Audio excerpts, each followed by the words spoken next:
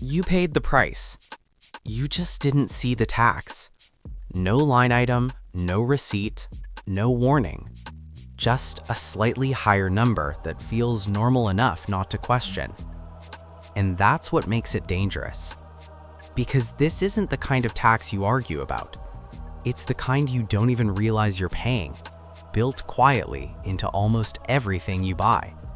A coffee, a phone, a monthly bill, even your rent. The price looks like a price, but hidden inside it is something else. And right now, it's getting bigger. Here's why this matters.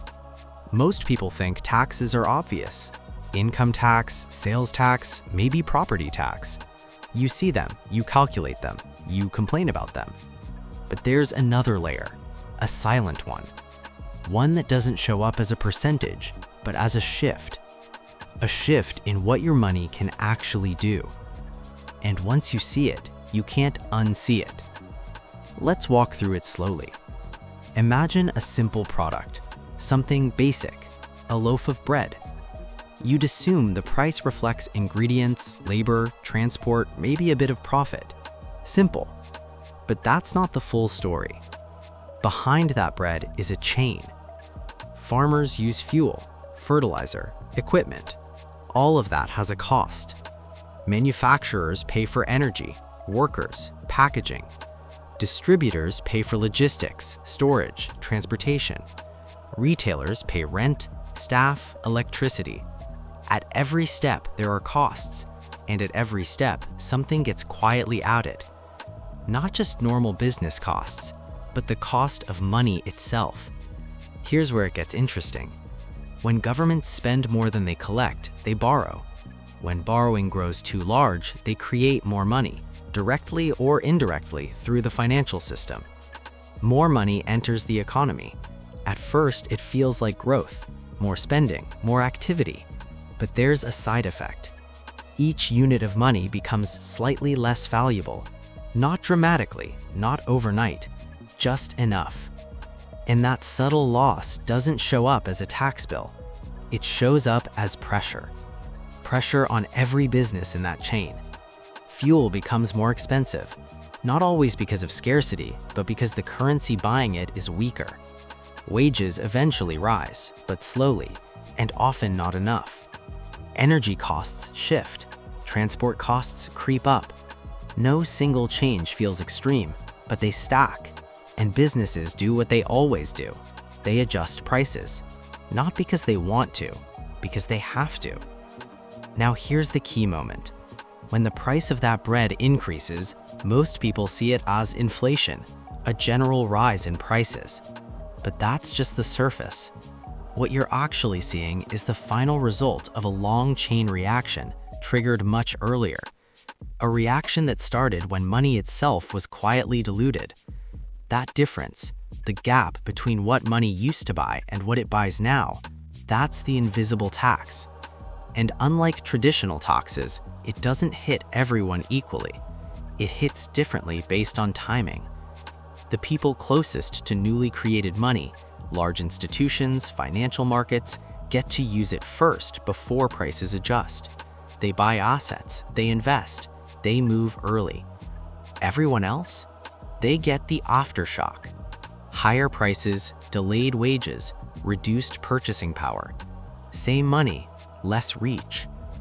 And here's where it becomes uncomfortable, because it doesn't feel like a tax. There's no authority saying, "We're taking this from you." There's no percentage printed anywhere.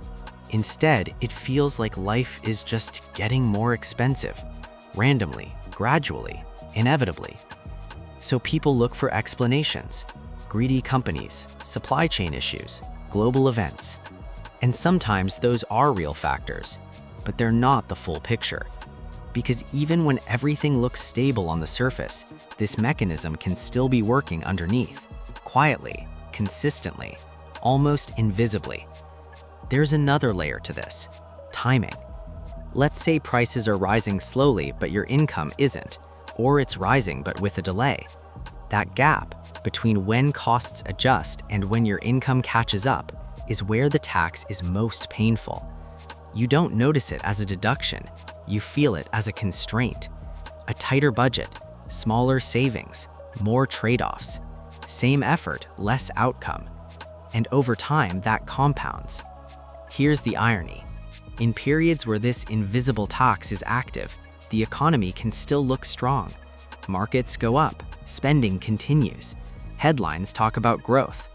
But underneath that growth, purchasing power is being redistributed, not destroyed, shifted. From later receivers of money to earlier ones, from fixed incomes to flexible assets, from those who hold cash to those who hold things that rise with inflation.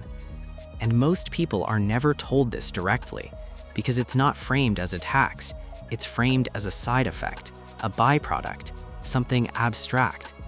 But if it consistently reduces what your money can do, if it quietly takes without a clear transaction, if it happens without your explicit consent, at what point does it become functionally the same thing?